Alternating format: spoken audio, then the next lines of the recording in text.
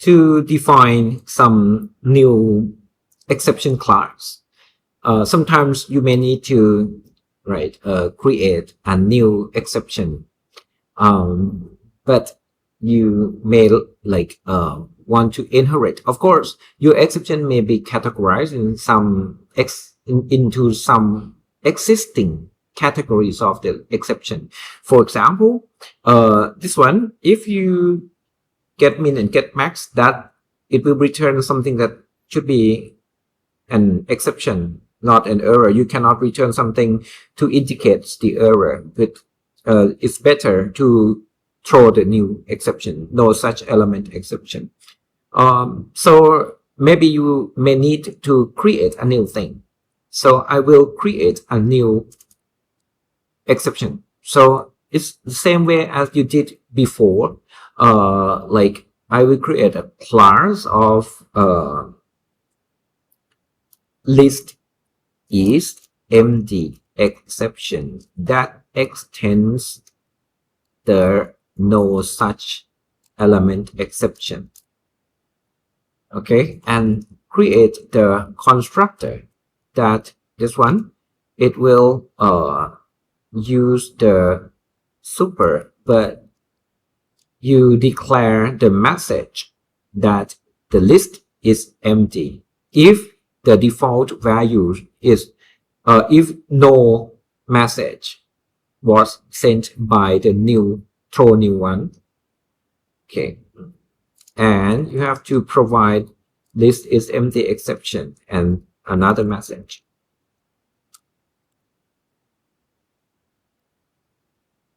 So you can call super and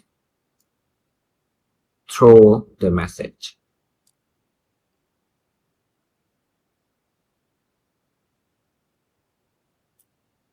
Okay, so I try the new one. Get min, it will return list is empty exception, and this one I didn't provide the message, but this one I try. This is empty exception. For get max, it will return no element in the list, but this one no message. Look at the result.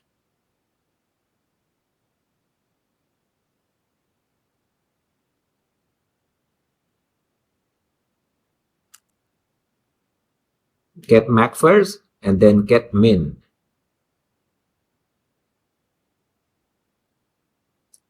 Can you see? Get max show the message no elements in the list. Get min show element list is empty.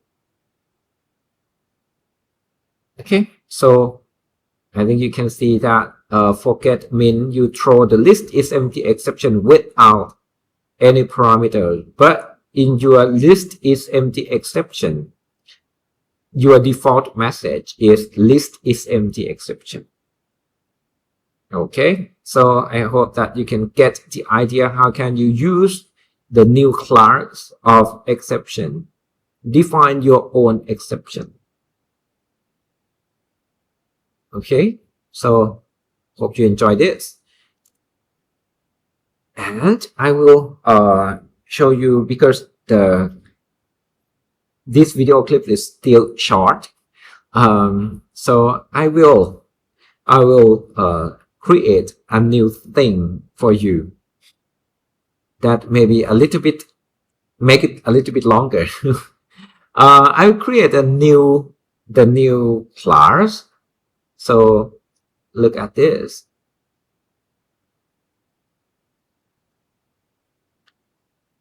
This one is the standard list of int that I add the private keyword in for values and size, so no one can access the values and size.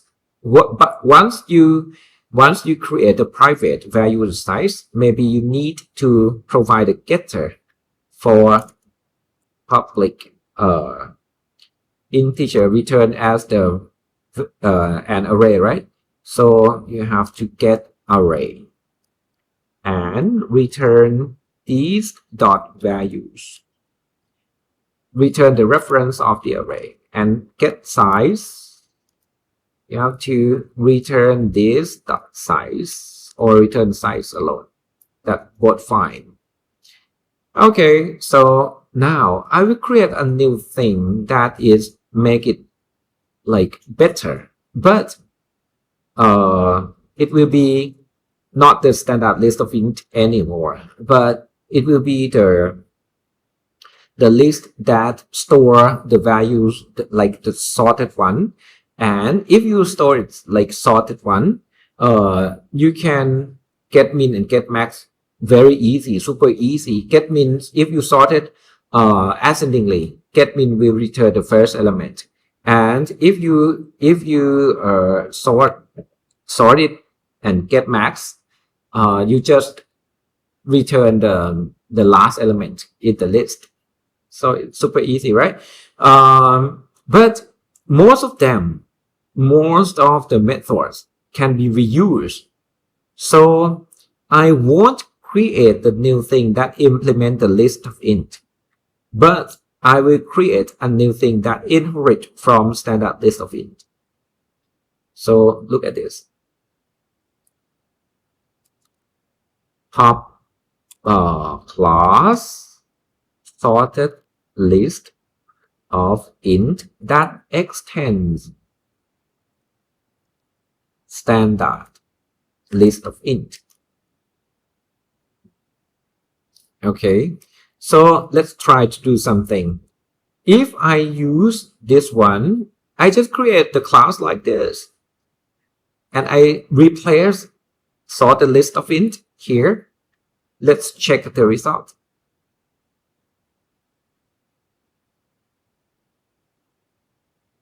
10, 5, 20. Yes, 10, 5, 20. You found 10 at index 0. Min is 5 and max is 20.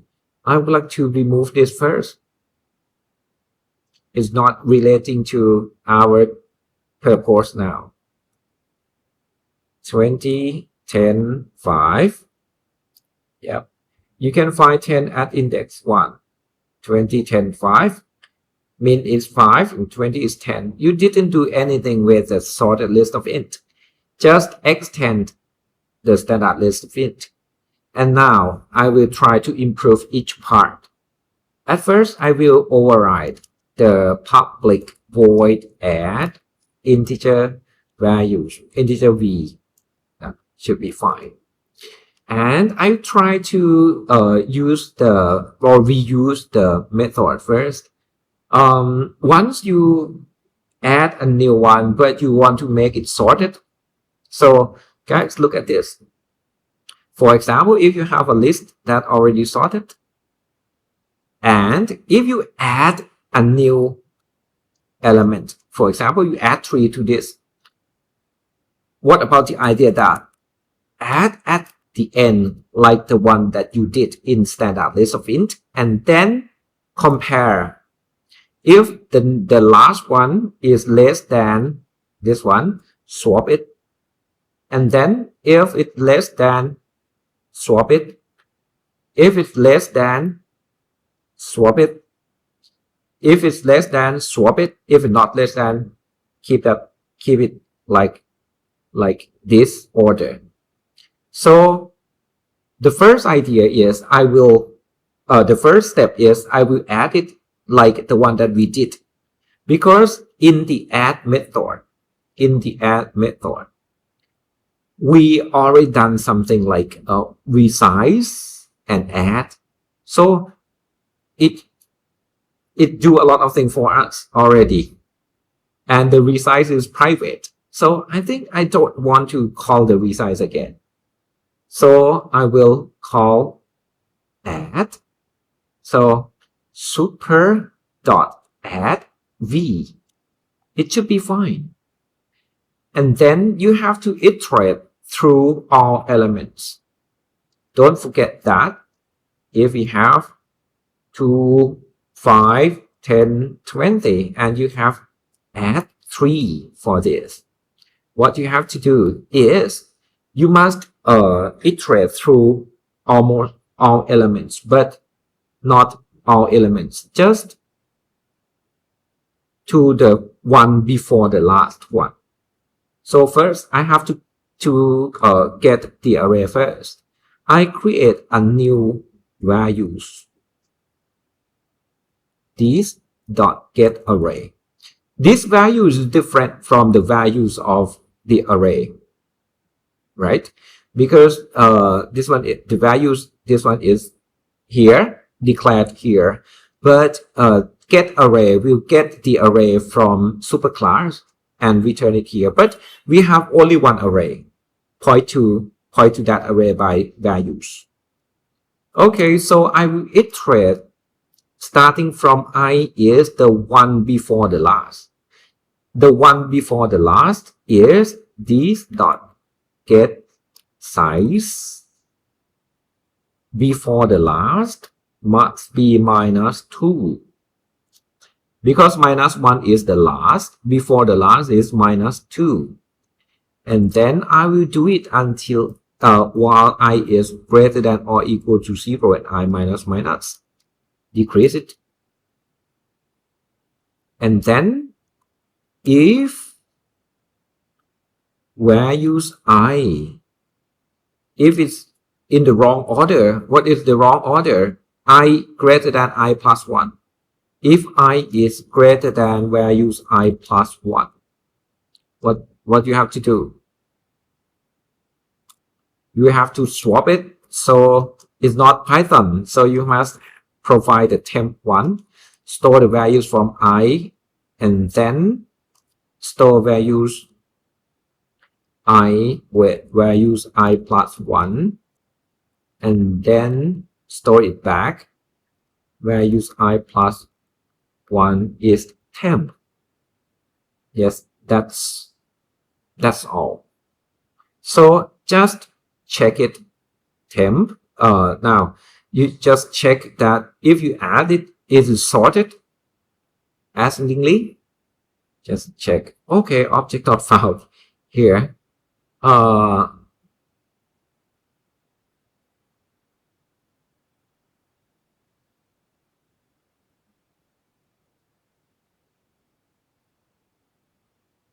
Sorted list of int.